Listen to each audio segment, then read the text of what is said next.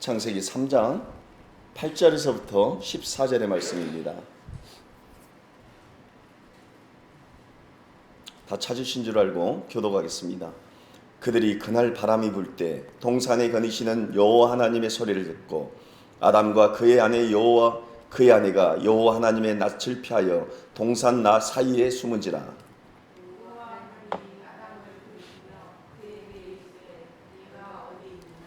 이르되 내가 동산에서 하나님의 소리를 듣고 내가 벗었으므로 두려워하여 숨었나이다.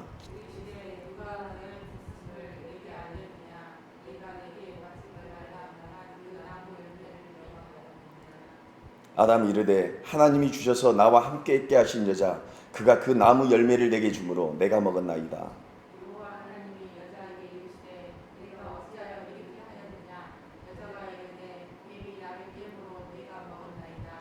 우리 함께 합독하겠습니다. 여호와 하나님이 뱀에게 이르시되 내가 이렇게 하였으니 내가 모든 가축과 들의 모든 짐승보다 더욱 저주를 받아 배로 다니고 살아있는 동안 흙을 먹을지니라. 아멘.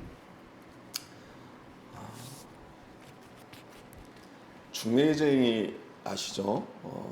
중매쟁이가 중매를 한다면서 나 좋아하게 만드는 것은 참으로 악한 것이라 생각이 듭니다. 중매쟁이는 내가 소개를 시켜줄 사람을 잘 말해주고 잘 이렇게 부각시켜주는 게 중매쟁이의 역할이죠. 근데 중매쟁이가 중매를 한다면서 자신을 좋아하게 만들어버린 거, 이게 정말 나쁜 행동이죠. 이건 있을 수가 없는 행동이죠. 설교자가 어떤 설교자가 나쁜 설교자인가? 이번 주 저희 모임에서 이런 이야기를 나누었습니다. 어떤 목사가 가장 악한 목사일까? 나쁜 목사일까? 요즘 시대에 성도들에게 있어서 또 설교를 듣는 청중들에게 있어서 하나님의 말씀을 잘 드러내서 말씀을 잘 선포해서 모든 시선이 하나님께 가게 만드는 것. 교회의 목회자도 목회를 잘한다는 것은 이 교회에서 하나님의 영광을 잘 드러내서 성도들이 하나님을 잘 알아가게 만드는 게 목회에서 가장 중요한 목회자 역할이라고 생각이 듭니다. 오늘 본문의 말씀을 통해서 우리 선하신 하나님을 잘 알아가는 그런 귀한 시간이 되시기를 주님의 이름으로 소망합니다. 오늘 우리 노회 시찰의 목사님의 부친이 소천을 하셨습니다. 장례식장에 다녀왔는데요. 제가 초짜 목사다 보니까 목사님들이 제 주위로 많이 몰리셔서 저에 대해서 많이 질문을 하셨습니다. 몇 가지 질문을 하셨는데요. 어디서 신학을 하셨습니까? 물어보고요. 지금 어느 교회에서 사역을 심을 하신가요? 또 물어보시더라고요. 그래서 저는 풍암동이라는 동네에서 개척을 했습니다. 그 다음에 물어본 말이 뭘 물어봤을까요? 교회 이름은 어떻게 됩니까? 이렇게 물어보더라고요. 그래서 제가 언약교회입니다. 이렇게 답했죠. 근데 언약교회라고 말하니까 많은 이게 주위에 몇 분의 목사님들이 참 교회 이름이 상당히 개혁주의 신학을 추구하는 교회 이름입니다. 이렇게 말씀을 하시더라고요. 상당히 교회 이름도 강하고 상당히 개혁주의적인 신학을 추구하는 교회 같습니다 하면서 오늘날 시대에는 이런 언약이라는 이름의 교회 이름을 잘 안 짓는다고 합니다. 사랑교회, 소망교회, 믿음교회 이런 교회들을 짓죠. 근데 몇 분의 목사님들은 참 개척교회 또 젊은 목사가 언약교회라는 이름을 짓는 게 참 좋게 보입니다. 이렇게 하신 분들도 계시더라고요. 우리가 추구하는 신학은 사실상 개혁주의 신학을 추구하고 있습니다. 우리가 같은 공동체이기 때문에 조금 이렇게 설명을 하고자 합니다. 개혁주의 신학을 가지고 우리는 칼빈 신학이라고도 하거든요. 그래서 우리가 이런 칼빈 신학을 하는 사람, 특히 제가 공부했던 총신이 칼빈 신학을 가리키는 신학교입니다. 그리고 이런 칼빈 신학을 한 사람들을 가리켜서 칼빈주의자들이라고요. 이런 칼빈 신학을 하는 교회를 가리켜서 개혁교회라고 합니다. 근데 이제 개혁교회의 특징들이 있어요. 인간의 전적 인간 부패를 강조를 하고 무조건적인 선택, 제한 속죄, 불가항력적 은혜, 성도들의 견인 뭐 이렇게 신학적인 말들을 쓰는데 한마디로 말해서 인간 중심이 아니라 절대적인 하나님 중심을 추구하는 교회가 신학이 개혁신학입니다. 그래서 특히 또 이런 개혁신학에서는 은혜를 강조를 많이 해요. 하나님의 은혜를. 그래서 상당히 이런 개혁신학, 칼빈신학을 추구하는 사람 목회자들은 나름대로 자부심이 있습니다. 오늘날 시대에 인간 자랑하지 않아요. 사실은 오직 절적인 하나님의 은혜와 하나님의 주권과 이런 것들을 강조를 하죠. 특별히 설교의 중요성에 대해서 아주 강조를 합니다. 그리고 전적 타락. 왜 제가 이 말을 하냐면 사실은 저기 앉아있는 저희 아내가 왜 당신 설교가 너무 죄에 관해서 많이 다룬다 이렇게 저한테 질문을 하더라고요. 그래서 제가 이렇게 강의 설교, 특히 이런 개혁신학은 강의 설교를 합니다. 그래서 제가 그랬죠. 내가 죄에 대해서 설교를 하고 싶은 게 아니라 강의 설교라는 것이 한 절 한 절씩 가기 때문에 이 본문을 다루기 위해서 다루는 것이지 내가 특별히 죄의 설교를 하려고 한 것은 아니다 이렇게 답을 했습니다. 그러니까 하나님 말씀을 우리가 강의를 하기로 했잖아요. 벌써 3장을 갔습니다. 좀 있으면 또 뭐 은혜로운 또 설교, 감사와 기쁨이 넘치는 설교, 본문을 다룰 때가 있습니다. 그러니까 너무 무거운 설교다 이렇게 생각하지 마시고 순서대로 가는 거기 때문에 이렇게 생각하시고 말씀을 들어주시면 좋겠습니다. 오늘 본문은 아담과 하와의 죄는 하나님에 대한 불신과 반역의 생각들이었다 하고 지난 시간에 이렇게 이야기를 나누었습니다. 우리들도 한번 생각해 보세요. 우리가 죄를 지을 때 제일 우리가 먼저 죄를 짓기 전에 뭐부터 어떤 행동부터 하나요? 생각을 하고 나서 죄를 짓잖아요. 어떤 행동을 하고 나서 생각을 하는 것이 아니라 내가 죄를 짓기 위해서 어느 생각을 하는 거죠. 이게 생각의 변화가 찾아온과 동시에 죄를 짓는 것이죠. 그리고 죄된 생각은 반드시 행동의 결과로 나타납니다. 동의하시죠? 하나님의 말씀이 아닌 그러니까 나의 생각, 죄된 생각에서 나오는 행동의 깊은 곳에는 또한 뭐가 있다고 제가 말했죠? 교만이 있다. 왜 그러냐면 하나님 말씀보다 내 생각이 더 중요하다, 옳다 주장하는 것이죠. 이게 불신과 반역의 죄다. 그리고 이 불신과 반역은 반드시 교만과 함께 연결되어 있다. 하와의 문제가 무엇일까요? 하와의 문제의 시작은 하나님의 말씀을 거역하고 자신과 남편을 위해 무엇이 좋은지를 자신이 더 잘한다는 확신에서 시작됐어요. 예를 들어서 저희 아내가 저한테 이런 거예요. 내 생각이 맞아. 내 생각이 옳아. 근데 그래서 저를 이렇게 좋은 길로 권면할 수 있는 거예요. 제가 좀 그런 부분에 약한데 아내의 권면이 때로는 나에게 유익할 수가 있죠. 그렇지만 아내의 권면조차도 그 내면에 그 성경의 말씀에 근거했는가, 근거하지 않았는가 이런 것을 또 가정에서 자꾸 살펴본 것도 중요하다고 생각이 듭니다. 또한 아담의 반역의 문제는 무엇이었나요? 실질적 의미에서는 영적 독립을 선언한 거죠. 내가 하나님의 통치에서 나서는 벗어나서 살 수가 있다. 나는 지극히 높은 이처럼 될 수 있다. 나는 하나님과 같이 전지전능하고 높은 사람, 무소불위의 그런 절대적인 그런 권력, 위치에 내가 올라갈 수 있다. 그 아담의 생각의 변화서부터 이게 죄가 들어온 것이다. 우리가 지난주까지 살펴보았던 내용이었습니다. 그런데요, 오늘 본문은 죄의 결과, 그러니까 타락한 결과로 우리 인간에게 찾아온 고통에 대해서 말하고 있어요. 제가 이렇게 하나님 말씀을 묵상하면서 이런 세상 가운데 있는 죄들 있잖아요. 범죄한 사람들을 보면 예전에는 저 사람 나쁜 사람이야. 그리고 청소년들이 엉터리 같은 행동들을 하고 있으면 참 저 애 나쁜 애야. 버릇이 잘못됐어. 이렇게 생각을 했는데 인간의 죄성이 이렇구나. 타락한 인간들에게는 이런 행동들이 나오구나. 이렇게 죄로 봐지는 거예요. 타락한 결과로 인간에게 찾아온 고통이 있는데요. 두 가지 죽음이 찾아왔어요. 첫 번째는 육적인 죽음이 찾아왔어요. 그리고 영적인 죽음이 찾아왔어요. 육적인 죽음, 인간은 누구에게나 건강한 시절이 있어요.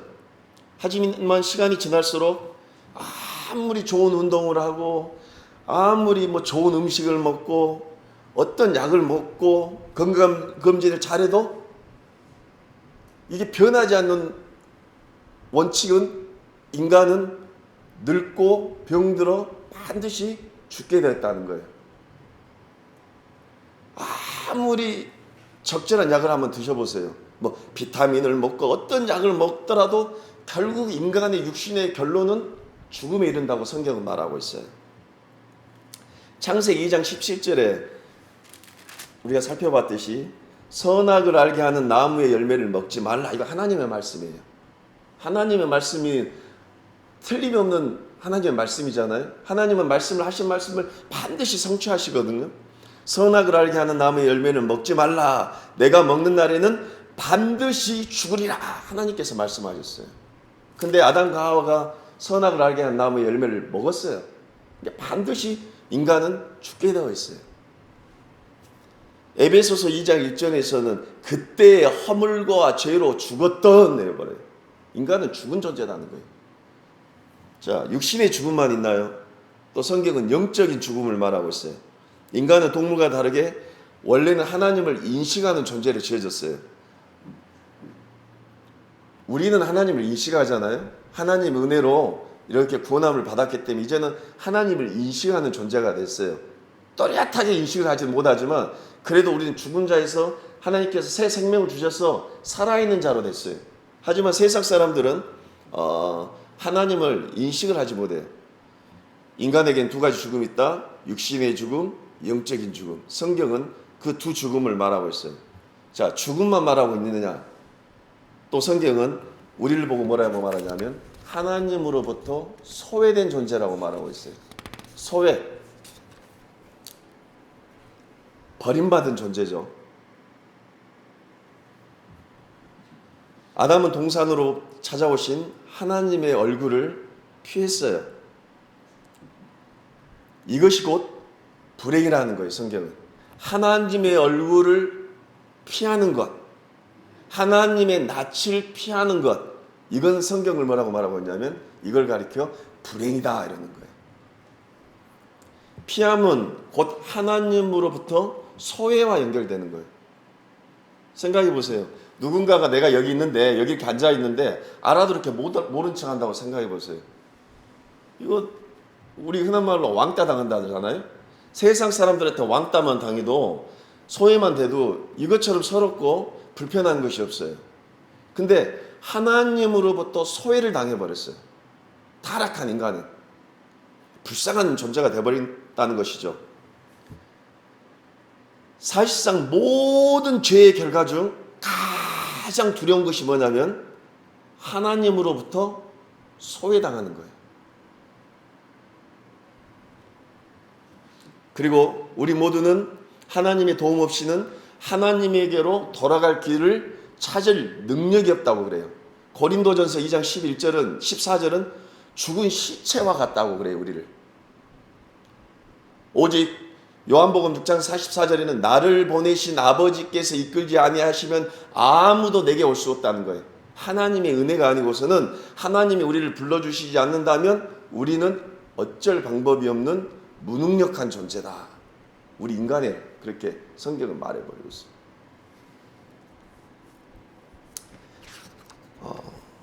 성경 우리에게 두 가지 죽음을 말했다 했죠. 육적인 죽음, 영적인 죽음.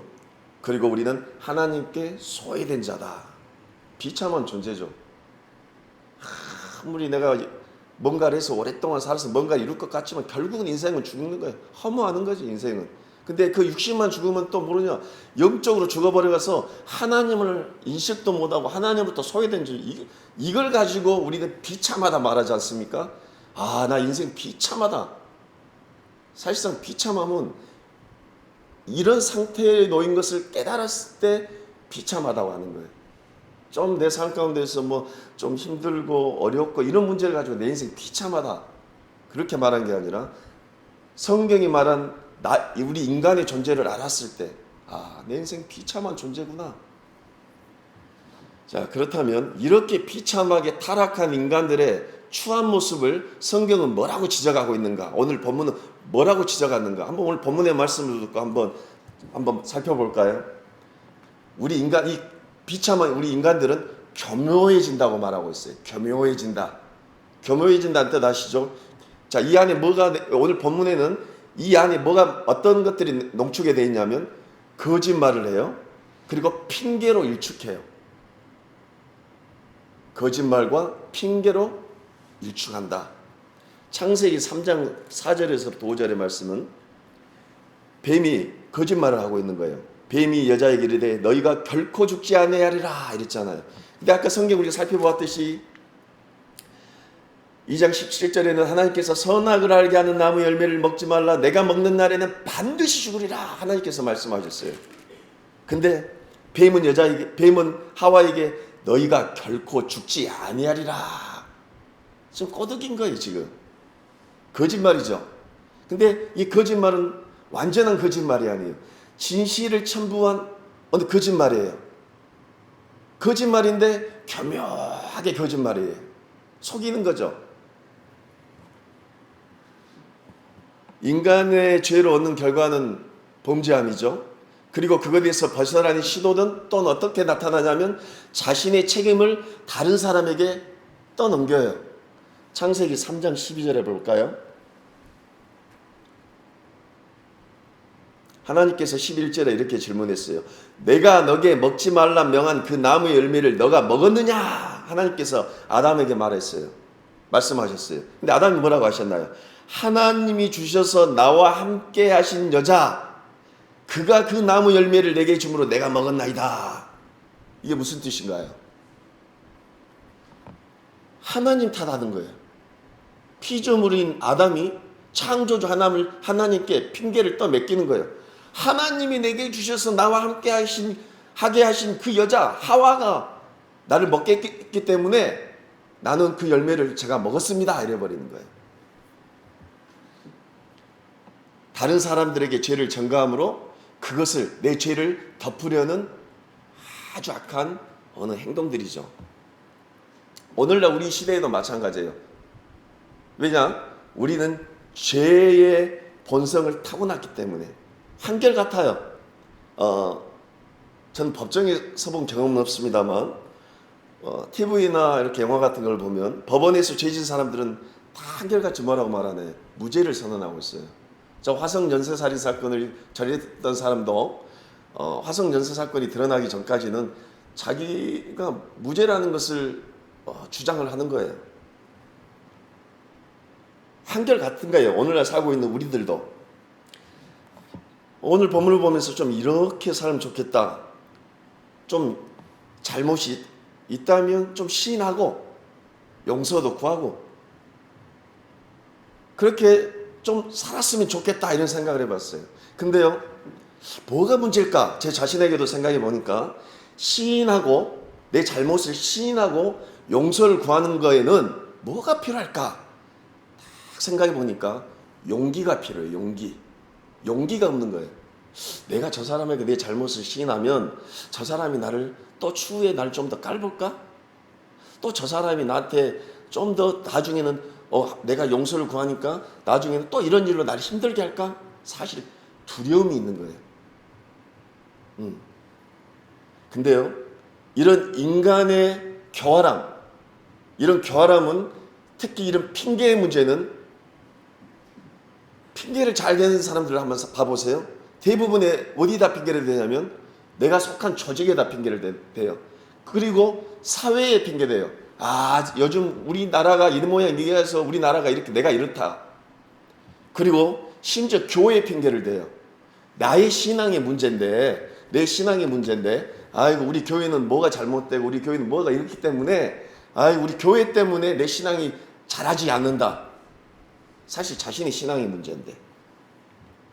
또 가정에서는 아내에게 핑계를 대죠. 또 아내는 남편에게 핑계대고 자녀들은 어떤가요? 우리 아버지가 이렇게 했기 때문에 우리 어머니가 이렇기 때문에 내가 이렇게 산다. 이렇게 핑계를 대는 거예요. 근데 이게 한결같이 뭐의 문제라고 말하냐면 창세기 3장 창세기 오늘 본문에서 범죄한 인간으로부터 흘러나온 죄된 악한 습성들이 오늘날 우리들에게도 나타난다는 거예요. 교활한 핑계, 내가 속한 조직이나 교회나 아내나 자녀나 남편에게 그리고 때로는 부모에게 모든 책임을 떠맡겨버려요. 이러잖아요. 아유, 내 이런 대한민국 이런 나라에 살기 싫어서 내가 그냥 미국으로 이민 가버려 살아야겠다. 근데 실은 이 대한민국에서 그런 사람들이 아무런 또 역할을 한 게 없어요. 핑계 대야지 내 자신의 존재가 그래도 조금이라도 희석이 되니까요. 그 나쁜 악한 것들이. 그리고 이것이 자신에게 이득을 줄 것이라고 그들은 생각을 해요. 로마서 1장 24절 한번 봐볼까요?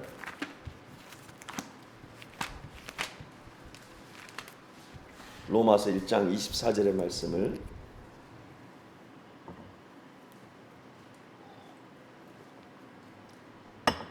신약성경 240페이지입니다. 한 목소리로 합독하겠습니다. 자, 시작. 그러므로 하나님께서 그들의 마음의 정욕대로 더러움에 내버려 두사 그들의 몸을 서로 욕되게 하셨으니. 아멘. 그리고요, 그 밑에 보니까 26절에 이 때문에 하나님께서 그들을 부끄러운 욕심에 내버려 두셨으니 이렇게 기록되어 있죠. 자, 그리고 28절에 또한 그들이 마음에 하나님 두기를 싫어하며 하나님께서 그들을 그 상실한 마음대로 내버려 두사 이렇게 나와 있어요. 뭔가 마음에 오싹하지 않습니까? 저는 이 본문의 말씀을 들으면서 마음이 뜨끔했어요. 어떤 걸 뜨끔했냐? 때로는 우리의 거짓말과 핑계와 이런 악한 행동들이 그냥 대충 넘어갔다고 나는 여기가요. 그렇게. 근데 오늘 이 로마서에는 뭐라고 말씀하고 있나요? 복음의 진수인 로마서에는 하나님을 속였다고 너희들이 생각할지라도 그조차도, 그러니까 너희들이 그냥 이렇게 대충 넘어갔다고 생각할지라도 실은 하나님이 모르는 것이 아니라 하나님이 그들의 마음의 정욕대로 더러움대로 내버려 두셨다는 거예요. 잠시. 이 말씀을 제가 준비하면서 마음에 깜짝 놀랐어요. 내가 그냥 은연중에 하나님 앞에서 범죄하고 거짓말하고 내가 또 이런 행동들이 그냥 물 흐르듯이 이렇게 넘어가고 하루 넘어가 이틀 넘어갔지만 사실은 하나님께서 내버려 두셨다는 거예요. 기억하신 거예요. 알고 계신 거예요. 자, 결과적으로 죄를 범하게 하는 죄에 대한 본질적인 것을 우리가 인정하지 않고 죄의 죄스러움을 부인하고 우리 자신과 다른 사람들로부터 죄를 포장하여 좋은 것처럼 보이려는 것이야말로 성경은 악한 거짓말이다 이렇게 말하고 있어요. 죄가 원인이 된 우리의 범죄한 행동들의 고통을 피하려고 죄를 포장하고 거짓으로 가리려는 시도에서 벗어나서 그렇다면 어떻게 해야 될까요? 죄의 문제가 있다면 솔직해야 돼요. 죄의 문제를 가지고 그리스도 앞에 나아가 엎드리면 되는 거예요. 용기를 내서 이 시도가 우리에게 필요해요. 믿음의 선진들이요, 하나같이 안 넘어진 자들이 없습니다. 다윗도 넘어졌고 베드로도 넘어졌고 엘리야도 넘어졌고 큰 용사라고 했던 기드온도 넘어졌어요. 하지만 그들의 장점은 뭐였냐? 그들은 용기가 있었어요. 다시 하나님 앞에 엎드렸어요. 죄의 문제를 가지고 그리스도에게 나아가야 돼요. 하나님 앞에 나아가야 돼요. 이런 용기가 우리에게 필요하다는 거예요. 그런데요, 오늘 창세기 본문의 이들은 그러지 않았어요. 말씀을 한번 계속 살펴보겠습니다. 이런 타락한 인간들에게 이제 하나 나타난 게 있어요. 어떤 게 나타났나요? 부끄러움이 생겨버렸어요. 부끄러움. 잘 들어보십시오. 부끄러움 다음에 일어난 행동은 뭘까요? 내 마음에 부끄러움이 생겼습니다. 부끄러움 다음에 어느 행동이 나타나요. 어떤 행동이 나타나냐면 반드시 부끄러운 마음이 있는 사람은 반드시 숨습니다. 화난 대로 가지를 못해. 숨어요. 사람들 많은 곳으로 가지를 못해요. 숨어요, 반드시. 창세기 2장 25절의 말씀.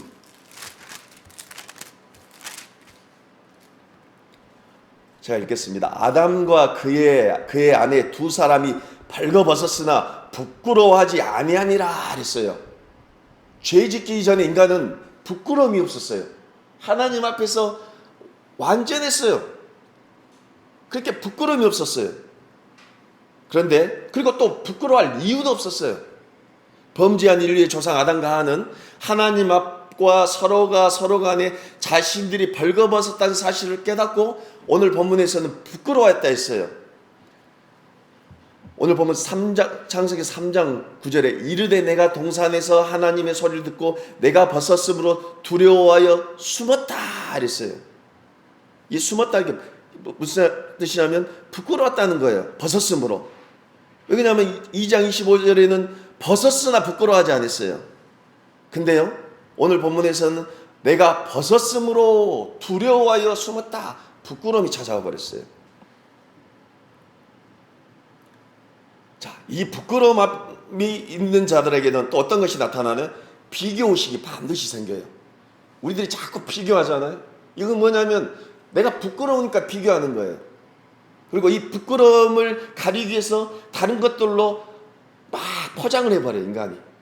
그러니까 사람은 껍질을 벗기면 벗길수록 그 사람의 실체가 드러난다 하잖아요. 그것처럼 죄가 들어왔기 때문에 부끄러움이 생겼기 때문에 어떻게든 인간은 숨을 수밖에 없어요. 근데 이 숨음에도 어느 한계가 있잖아요. 그렇기 때문에 자꾸 내 자신을 포장을 해버리는 거예요. 그게 거짓으로 포장을 해버리는 거예요. 진짜 내 자신의 모습을 가려버리는 거죠. 이 부끄러움은 반드시 성경은 죄와 연관이 된다고 말하고 있어요. 시간이 죄를 지워버릴 수 있다고 또한 믿는 사람이 있어요. 시간이 죄를 지워버릴 수 있다. 그러니까요, 내 기억에서 지워버리는 거예요. 얼마나 우리 인간이 교묘하냐면요, 죄를 내 기억에서 지워버리는 거예요. 어린 시절에 범죄했던 어느 행동이나 또한 상당한 시간이 흘러 범죄를 현재와 아무런 관련이 없는 일이라고 생각을 해버려요. 무서운 거죠. 왜? 생각하면 부끄럽기 때문이에요. 하지만 우리는 그 부끄러운 나의 죄된 모습과 행동을 가지고서 그리스도께 나아가야 돼요. 근데 숨어버리는 거예요. 감춰버리는 거예요. 정작 하나님은 기억하시는데 자신의 기억에서는 지워졌다고 생각하는 거예요. 근데 하나님께서 우리를 성령으로 인치실 때는 우리의 내가 잊어먹었던 그 죄조차도 하나님께서 생각나게 하셔버려요. 그리고 어디로 끌고 가냐고요? 제가 이번 주에 설교했듯이 거듭나게 한 자는 반드시 회개의 자리로 끌고 가버린 거예요. 내가 잊어먹었어 이 죄를. 근데 거듭난 자, 우리가 새벽에 이렇게 기도를 합니다. 근데 나는 전혀 기억도 없던 그 죄가 하나님께서 죄를 들춰내버려요. 그래서 어떻게 만드냐? 내가 회개하게 만들어버려요. 성령께서. 그걸 가지고 우리는 뭐라고 말하냐면 놀라운 은혜다 이렇게 하는 거예요. 하나님께서 내 죄를 들춰내서 회개하게 만드시구나. 그때 엎드리는 거예요. 숨는 게 아니라. 그걸 갖고 내 자존감이 떨어졌다, 비참하다, 아이고 창피하다, 아이고 나 그래서 예수 못 믿겠다가 아니라 엎드리는 거예요. 이걸 가지고 성령의 은혜라는 거예요. 그리고 중요한 거, 우리가 그런 내가 그런 것들이 기억난다? 그리고 그런 기억난 가정 가운데 혹시라도 내가 상처 준 어느 일들이 기억이 나는 거예요. 그렇다면 반드시 그 사람에게도 용서를 구하는 것까지가 우리는 성경이 말한 참된 해결하는 거예요. 그러기 위해서는 제가 뭐가 필요하댔죠? 용기가 필요한 거예요. 저 앉아있는 아내에게도 내가 잘못했던 게 있다면 하나님 앞에 회개가 아니라 손을 잡아준 데까지 성경은 참다운 해결하는 거예요. 어려운 거죠 사실은. 그렇기 때문에 우리에게 뭐가 필요하냐면 은혜를 구해야 돼. 그럴 수 있는 용기를 주라고 은혜를 구하는 거예요. 그러니까 기독교는 사실상 엄청나게 어려운 종교예요. 은혜 말고서는 할 수 없는 정도예요. 그런데 내가 판단하고 내가 용서를 해버리는 거예요. 죄를 지은 대상이기 때문에 반드시 상대에게 용서를 구해야 함에도 불구하고 그냥 내가 내 자신을 용서해버리는 거예요. 그래서 요즘 기독교가 제일 욕을 많이 얻어먹는 거예요. 우리에겐 용기가 필요하다는 거예요. 우리가 지난 일이라고 생각하는 것은 사실상 현재 하나님 앞에 놓여 있어요. 하나님에게는 그것은 반드시 짚어야 할 문제인 거예요. 시간은 그것을 지워버린다고 혹시 우리들이 생각하는데 절대 지워지 못합니다. 반드시 하나님의 은혜를 구해야 된다. 성경은 말하고 있습니다. 또한 결국 인간은 죄로 인하여 두렵고 두려우니 숨은 데서 그치는 게 아니라 도피해버려요. 오늘 우리가 찬송을 했듯이 양떼를 떠나서 그냥 도망가 버리는 거예요. 도피해버리는 거예요. 이게 뭐냐? 내 마음대로 살아버리는 거예요. 이제는 아이고 내 인생 그냥 내 마음대로 살아버리는 거예요. 나 모른다 이거예요. 이제는. 도피는 왜 안 가요? 범죄자가 왜 도망을 가죠? 두려우니까 도망을 가잖아요. 지금 이런 거예요. 그냥 머리에 이불 하나 이렇게 뒤집어 쓰고 내 얼굴 가려버리니까 내 눈에는 안 보이니까 누가 나 못 찾겠지. 내 시야는 가렸으니까 이런 거예요. 이 인간이 이렇게 어리석다는 거예요. 성경은. 오늘 본문에 아담과 하와는 어떤 행동을 했나요? 무화과 나무 잎으로 그들을 가려버렸어요. 무화과 나무 잎으로. 가릴 수 있다고 생각하는 거예요. 한낱 무화과 잎이 부끄러움이라는 그 고통스러운 결과로부터 완전히 벗어나게 해줄 수 있을 거라고 어리석은 생각을 해버린 거예요. 불쌍한 사람들이죠. 근데 이 아담과 하와가 하나님에 대해서 몰랐을까요? 하나님에 대해서 알고 있었어요. 그럼에도 불구하고 이 타락한 인간은 하나님에 대해서 알면서도 이미 자기의 생각이 들어와 버렸기 때문에 하나님의 음성에 대해서 알미보다는 내 생각이 더 우선적으로 중요하다는 거예요. 오늘 본문에 3장 8절에 그들이 그날 바람을 불 때 동산에 거니시는 여호와 하나님의 소리를 듣고 아담과 그의 아내가 여호와 하나님의 낯을 피하여 동산 나무에 숨은지라. 하나님이 찾아오셨어요. 하나님의 음성이 들렸어요. 아담과 하와의 심정이 어땠을까요? 아니 세상에서 좀 남의 물건 하나만 훔쳐가도 경찰관만 봐도 가슴이 두근두근 뛰는데 하물며 창조주 하나님의 음성을 들어버렸어요. 아마 아담과 하와는 지금 어떤 마음이 있었을까? 한번 상상을 해보았어요. 숲으로 숨었죠. 이들이 숲에 숨었으면 하나님께서 날 못 찾을까? 절대 못 찾을까? 그랬을까요? 사실 아담과 하와는 하나님에 대해서 잘 알고 있어요. 근데 인간은 설마 하는 거예요. 설마. 아마 마음들이 이랬을 거예요. 심장은 막 두근두근 뛰고 불안하고 초조하고 또 한편으로 이런 마음이 있었을 거예요. 은근한 기대감을 가질 수 있을 거예요. 아마 하나님께서 그냥 혹시 찾아내시지 못할 수도 있을까? 하나님이 설마 선악을 알게 한 나무의 열매 좀 먹었다고 우리를 어떻게 하실까? 그냥 넘어가시겠지. 이런 마음도 있었을 거예요. 이게 타락한 인간들의 마음이라는 거예요. 아니 누구를 살인하고 도둑질하고 뭐 나쁜 행동한 사람들 봐보십시오. 나는 100% 잡혀 이런 마음으로 도둑질하지 않습니다. 설마 내가 이걸 훔쳐가도 나를 잡겠어? 성경은 그러니까 오늘날 우리와 수천 년이 후에 지나갔던 어느 성경의 역사적 이들도 실은 오늘날 우리가 사는 이 시대와 하나도 틀림없이 적용이 되는 거예요. 아까도 제가 말씀드렸던 것처럼 아담과 하와가 지금 어디로 가야 될까요? 지금 하나님 앞으로 달려가야 돼요. 선을 악으로 갖고 지금 숨어 있을 것이 아니라 지금 하나님 앞에 달려가야 돼요. 그분에게 진실하게 나가는 것을 두려워하지 말고 내가 주님 죄인입니다. 오 주여 나를 불쌍히 여겨주십시오. 이쪽으로 나가야 돼요. 그런데 이들은 이미 죄된 인간으로서 이제 하나님이 두려운 존재로 여겨지는 거예요. 창세기 3장 8절에 이렇게 하나님이 찾아오셨어요.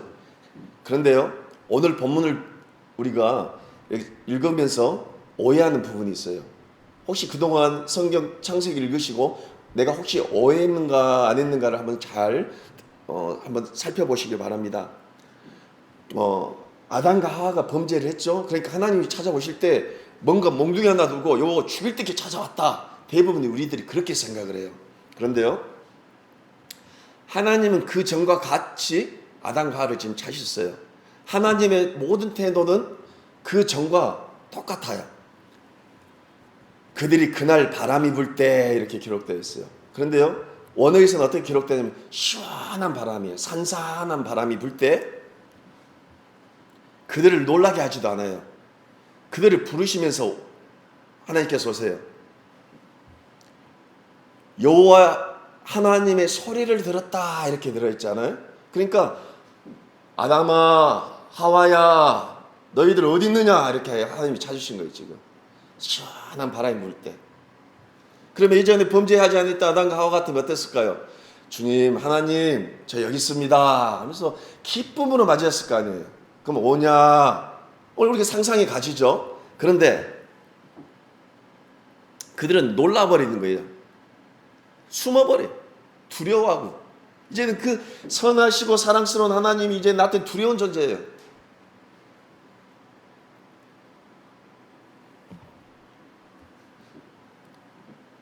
진짜 두려운 것은 뭘까요? 아담과 하와가 두려워한 것은요, 하나님의 소리와 태도가 아니에요. 그들이 죄를 범한 사실로 두려운 거예요. 한번 우리가 좀 비유를 한번 해볼까요? 제가 아주 어린애예요. 이제 한 8살, 9살 먹은 거예요. 내 아버지는 똑같아요. 오늘 아침에 출근하셨어요. 근데 현수야, 네가 오늘 이거는 절대 이거는 손을 대지 말거라. 이거 손 대면 안 좋은 거다. 이렇게 말했는데 내가 오늘 손을 대면서 하지 말은 그래서 이걸 탁 깨트려 버렸어요. 근데 나를 저녁에 퇴근하시고 오신 아버지는, 그 아버지는 나쁜 아버지가 아니에요. 한결같이 똑같은 아버지. 아침에 출근했던 그 아버지. 근데 나는 이미 그 아버지가 아침에 출근한 그 아버지로 여겨지지 않는 거예요. 두려운 존재라는 거죠, 지금. 피하고 싶은 존재. 악한, 차라리 어떤 마음이냐면 저 아버지가 오늘 차라리 우리 집에 안 들어오기를 바라는 거예요. 왜? 내가 죄를 지었기 때문에. 근데 우리는 어떻게 생각하냐면 하나님을 두려워하는 존재로 여겨버리는 거예요. 하나님은 똑같은 하나님인데. 우리 인간이 이렇게 불쌍한 존재라는 것이죠. 이런 우리는 사실상 피할 곳이 없는 존재예요. 누구나 하나님을 사실상 피할 수가 없습니다. 시편 139편을 한번 봐볼까요?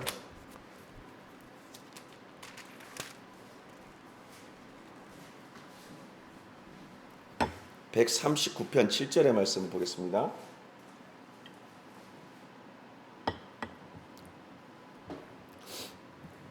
우리 한 목소리로 합독할까요? 자, 시작. 내가 주의 영을 따라 어디로 가며 주의 앞에서 어디로 피하리까? 아멘. 다윗의 고백이에요. 우리가 좀 어렵거나 힘들거나 때로는 하나님께 소외받는다는 느낌이 들 때가 있어요. 왜 하나님은 시점에서 나를 위해서 뭔가를 좀 은혜를 주셔야 되는데 왜 자꾸 나를 침묵 가운데 너무 오래 두는 거예요.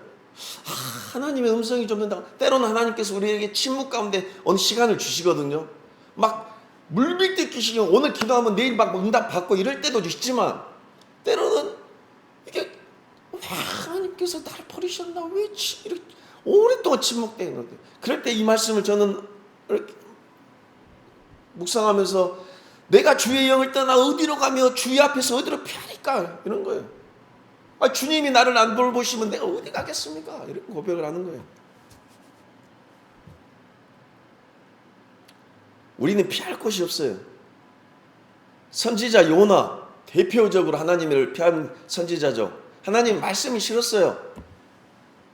하나님께서 니누웨로 가라는 거예요. 이 니누웨는 도시의 성의 이름이거든요. 아수르에 속한 니누웨 성이에요. 이게 우리나라로 말하면 일본과 같은 곳이에요. 하나님께서 야, 최 목사야, 너 일본 가서 일본 사람들 죽어가니까 영혼이 죽어가니까 가서 복음 전해. 그러면 하나님 이왕이면 일본은 우리랑 그렇게 사이가 안 좋은데 이게 싫은 거예요. 지금 뭐냐면 이 유다와 유대의 적이 아수르. 근데 하나님이 아수르로 가서 복음을 전하라는 거예요. 이게 요나 선지자가 그냥 기분이 상해버린 거예요. 도망가 버리는 거예요. 그리고 니느웨가 아닌 욥바로 내려가 다시스로 가는, 그러니까 반대로 떠나버리는 거예요. 근데 하나님께서는 끝까지 찾으셔요. 폭풍을 보내버려요. 그리고 회개하게 만들어버려요. 그 큰 물고기를 보내셔서 요나를 삼키게 하여 다시 그가 출발했던 장소로 돌아오게 만들어버려요. 그리고 다시 사명을 주세요. 요나서 3장 1절에 너 내가 명령했던 그 다시스로 다시 가. 니느웨로 다시 가. 이래버린 거예요. 그리고 그 큰 성읍 니느웨를 구원하셔버려요. 그러니까 하나님은 끝까지 그분의 일을 성취하신다. 자, 이게 무슨 말이냐면 누구나 하나님의 낯을 피할 수 없어요. 왜? 아이고 이거 지금 머리 아파요. 이거 지금 개척하니까 이거 목사님 수 받고 첫날부터 물이 와서 이거 아니다 이거 생각해보니까 내가 틀렸어. 그래서 그럴 일이 없지만 혹시라도 내가 하나님의 사명을 피해서 다른 데로 가더라도 하나님께서는 하나님이 계획하신 대로 어떤 방법을 통해서도 이 자리에 딱 세워놓는다는 거예요. 그러니까 우리가 아무리 내 생각과 두려움과 불안과 이런 것으로 하나님 낯을 피해도 하나님이 계획하신 것은 하나님이 반드시 찾아내신다는 거예요. 이게 피할 곳이 없다는 거예요. 하나님을 피하면 피할수록 비참함이 더해져요. 이 말씀 한번 봐볼까요? 야고보서 1장 17절의 말씀. 히브리서 다음에 있는 야고보서입니다.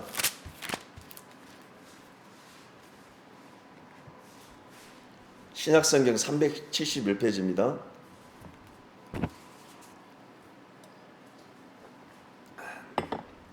한 목소리로 합동하겠습니다. 시작. 온갖 좋은 은사와 온전한 선물이 다 위로부터 빛들의 아버지께로부터 내려오나니 그는 변함도 없으시고 회전하는 그림자도 없으시니라. 아멘. 모든 좋은 것이 어디로부터 온다 했죠? 하나님께로부터 오는 거예요.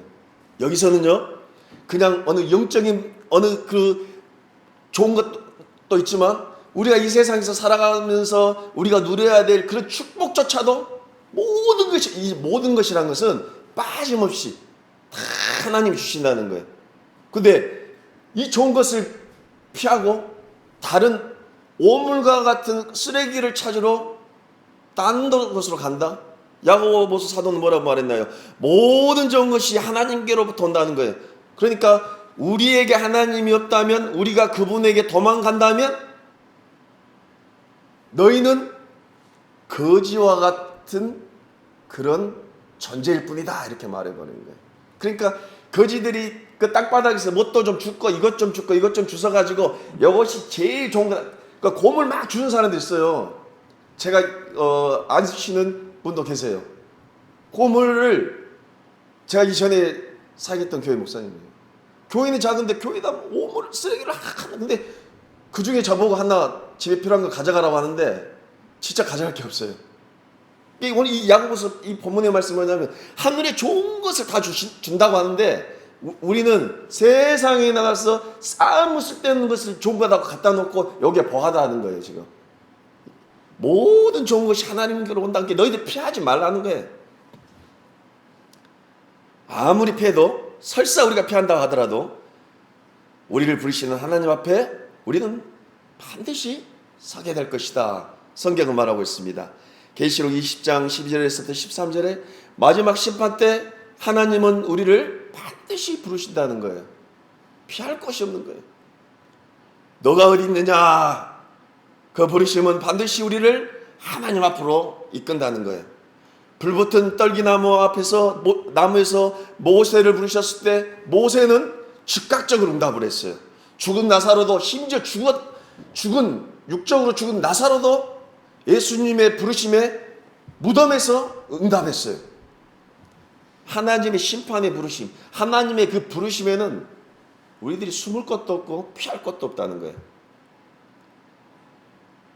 오늘 본문에서 내가 어찌하여 이렇게 하였느냐 하나님의 이 질문에 이들은 책임의 피가 아닌 주여 내가 죄를 범했습니다. 불쌍히 여겨 주십시오라는 은혜를 구해야 했다는 거예요. 교묘하게 죄를 인정하듯이 창세기 3장 12절에 아람이 이르되 하나님이 주셔서 나와 함께 있게 하신 여자 그가 그 나무 열매를 내게 주므로 내가 먹었나이다. 이런 핑계대지 말고 모든 상황을 회피하려 시도하지 말고 하나님 앞에 엎드려야 했다는 거죠. 아담은 하나님에게, 하와는 마귀에게 오늘 본문은 책임을 돌리는 것을 오늘 본문이 지적하고 있습니다. 죄를 지은 것은 누군가요? 그들이죠. 죄의 결과 원인은 그들입니다. 근데 아담은 하나님에게, 하와는 마귀에게 책임을 돌리는 범죄한 모습을 볼 수가 있습니다. 이렇게 죄는 점진적으로 늘어가요. 무서운 거예요.